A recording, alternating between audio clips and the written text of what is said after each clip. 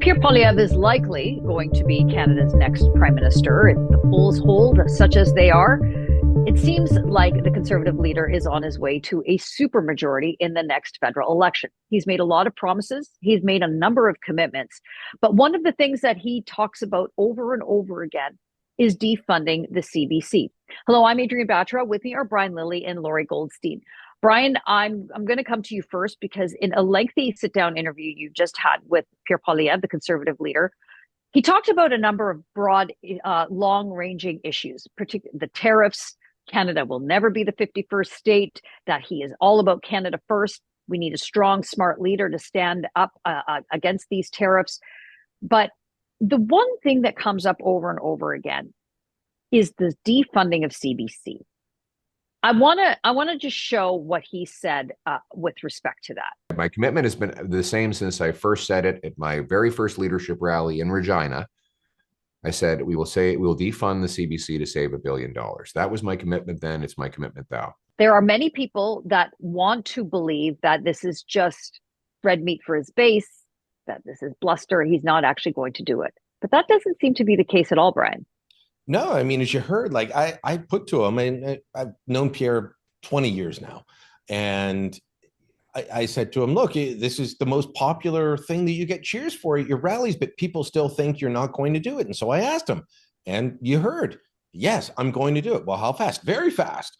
So look, his plan is not to touch Radio Canada, the French CBC. And, you know, if you watch the full interview, he gives an extended explanation of why, that government should only do what the market cannot do, and that, you know, and look, we all used to work for Quebecor at one point. They used to own the Toronto Sun. And if you take away RadCan in Quebec, you basically got left with Quebecor. There's one. They don't have a 3-network or 4-network system like we do in English Canada. And so he's willing to leave that in place for now, but says there's no reason for the government to fund CBC. Now, that does not mean he's going to shut down CBC. He's just going to stop giving the money for English TV and radio. Stand on your own 2 feet. Look, people have been saying that to us for ages. Well, you guys took subsidies and you guys are in Justin Trudeau's pockets. One, we've never been in Justin Trudeau's pockets. None of us are day oneers for the Sun, but let's remind everyone that we were founded in 1971 opposing his father, Pierre Trudeau, and his policies. So we've never been in the Trudeau camp at the Sun. And as far as subsidies, those were a short-term thing that went across an entire industry, not to one company and not nearly on the scale. But as we were getting that, people are saying, well, put in a paywall. You should just put in a paywall for your newspapers. How do you do that when you've got the state broadcaster publishing everything in print like they're a newspaper, publishing all the wire copy from Canadian Press, from Associated Press, from Reuters, from Bloomberg, all of it for free? And then you're told, well, you just put up a paywall and people will pay for you rather than go and get these guys for free. They started an opinion section, for goodness sakes. I mean, CBC has been outside of their mandate for years. It's about time somebody tried to rein them in. I tried to convince Stephen Harper in print and elsewhere to do that years ago. He never did. Thankfully, Pierre Poilievre will. Lorrie, I believe that he will do he will defund CBC, which is in and around almost $1.5 billion of taxpayers' money at this point. Even if he just said, okay, we're reducing that to $1 billion, we're reducing it by $1 billion, and you have 500 million left. You go figure it out.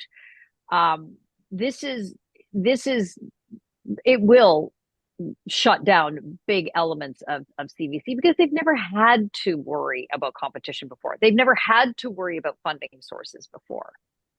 Yeah, I mean, I don't think he has to, as Brian observed, it's not an issue of him shutting down the entire CBC on day one.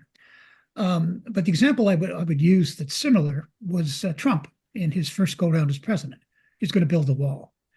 Never actually built the wall, but people didn't punish him for it because people are realistic, right? And as long as the next Prime Minister of Canada, Pierre Poilievre, we assume, as long as they feel now they have, okay, someone's going to end the madness over there, right?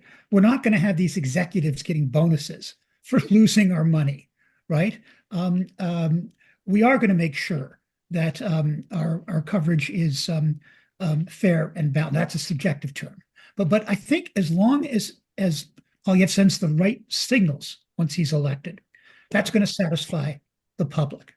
Because there are issues about parts of the CBC, which to me are good. I've always liked CBC radio. I think there are good individuals on CBC television. And there are parts of the country, just like we saw in the Canada Post, the vast majority of people don't need Canada Post anymore. But in remote northern rural communities, they needed that service, and it was disastrous that there wasn't one. And so I think it's the same for the CBC. I think what may need some reworking is their mandate. What is your job? What is the job of the CBC? Because they have this long thing about, no, look, your job is to be a news provider. So let's stick to that. As Brian said, the very fact that he's going to say the circus is over, here's what we're going to do. I think Canadians, and certainly the Conservative base, are going to rally around that. Does he have to fire hundreds of journalists on the first day? No. Brian, I'm wondering, from looking at this, and I mean, you wrote a book about the CBC, Yep. So you know all about this, the inner workings of it. Is it possible, because Poilievre's going to have hundreds of Conservative MPs, many of which represent small rural ridings, west and east, that do rely on that CBC service in terms of the small media market they have. It might be the only source of information. Is there a way to nearly sort of piecemeal this out? Is that realistic? Just because you mentioned the book, there it is, CBC There you Exposed, a bestseller. I think it might still be in print if you want to get a copy. It's outdated. I should update it. Look, Lorrie mentioned their mandate. This is an organization that forever has said, oh, we don't have enough money. And then what do? They go off madly in all directions, bringing in more areas where they're going to come up with ways to spend your money. So, we all lamented a little while ago. There was a local radio station in Hamilton that went under, CHML, my hometown radio. It went under. Why? Couldn't compete anymore. You know what happened about a decade ago? CBC went into Hamilton and established a digital-only radio station, which means they didn't have to worry about the costs, but they set up a newsroom, and they were competing with CHML. Why did they have to do that? Well, because they want to go beyond their mandate. Why, for more than a decade, has CBC been running an online music streaming service where now they are finally promoting Canadian artists and Francophone artists and Indigenous artists? But guess what? They also will let you stream for free the latest song by Beyonce. Why is that? And it's for free, which means it's free to you, but not free to the artist. So, taxpayers are paying for people who don't want to pay for Apple Music or Spotify or for buying music. They're paying for them to listen to the latest Beyonce song. Why? That makes zero sense in any world. So yeah, CBC is going to have to sit down and say, okay, we have $1 billion less. What do we do? Do we keep the music streaming service going? Do we continue to do crazy things like buying foreign content or coming up with a Canadian version of Family Feud to put on television? Or do we stick to our mandate? If they stuck to their mandate, you give me $500 million to run because we said it's a $1.5 billion operation right now from the government when you add all the pots of money together. Give me $500 million, Adrienne, and I can run one hell of a major media company in this country that could compete with everyone else, because you're $500 million ahead of your closest competitor. Well, that's right. The rest of us are all struggling, and CBC now competes with every local radio station in the country, music or otherwise. They compete with every TV station. They compete with every newspaper. They are well beyond their mandate, abusing your tax dollars and then saying, oh, why is the Canadian media landscape so bad? Why are companies having trouble? Because CBC is cannibalizing the rest of us. Well, I know I don't want to, and final word to you on this, Lorrie. I don't want to turn this into a wide session about us and the private media that have to compete with all those tax dollars. But in part, Adrienne, can I just say something quick? Like the Brits looked at this years ago, and you know what they said? If you're on a BBC website in the UK, you will not see ads because they're not allowed to sell ads for people within the UK. CBC competes with us on digital ads, on radio, or sorry, not radio ads, but TV ads, on everything. There are simple things they could do to stop that, but they don't because they want to cannibalize us. So it's not a wine session, it's reality. But it's I don't want to turn this all about us and versus them, but the core of what's at issue here is a leader, the likely next prime minister of the country, wants to take away that funding and a significant portion of that funding. And so, Lorrie, I'm wondering now that the current head of CBC, Catherine Tait, who has been so off-putting, distasteful in her decision making, is leaving.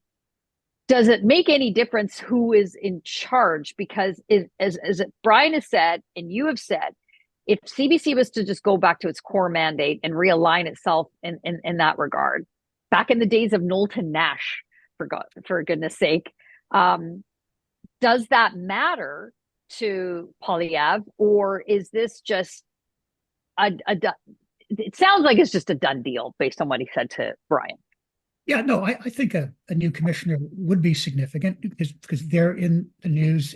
For example, what if Brian Lilley was the new? Things would change, So I'm serious. So I guess one of the things I'm interested in is, okay, when Poilievre has his cabinet, is there going to be somebody who deals specifically with the CBC as opposed to it coming under this broader mandate? I think it's a done deal that something dramatic is going to happen to the CBC. I'm not sure yet how deep it goes or how far it goes. But to me, I agree. It's not whining to say, you know what, the publicly funded network should have to go through what every major privately run media organization in the country has gone through in the past 10 to 15 years. Like I've been involved in things like downsizing. And it's horrible, but it's pretty bloodless. You get a number. You get a number for your boss. Here's the target you got to hit. You figure out the way to do it, right? And you do that. It seems to me, while they always whine at the CBC, I guess that's what most puts me off is the whining. I'm not enthusiastic about journalists anywhere losing their jobs, but it is what it is. Mm-hmm. And to this organization, years ago when I was at the provincial legislature, Queen's Park, we went on a tour with David Peterson up north. And most of the newspapers like I'm it, right? I'm doing this stuff.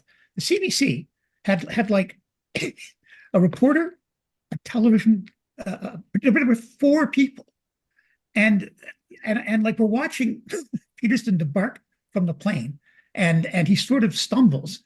And there's this whole crew of CBC people at the bottom, right? Now they have changed that, the amount of excess they have. And like I say, look, there are a lot of good people at CBC. I grew up with them as a reporter. I don't bear any malice to them. I don't want thousands of people to lose their jobs, but something's got to change there. It's just, this is an organization that tells its reporters, you can't call Hamas terrorists. That's right. Really? Yeah. Like you sort of throw up your hands. What? So well, go ahead. Well, Canada, I'm wondering what would happen in your world if CBC was no longer in your market. Let us know in the comments below. Like this video and subscribe to our YouTube channel, and go to the TorontoSun.com. You'll find commentary and coverage there you will not find anywhere else.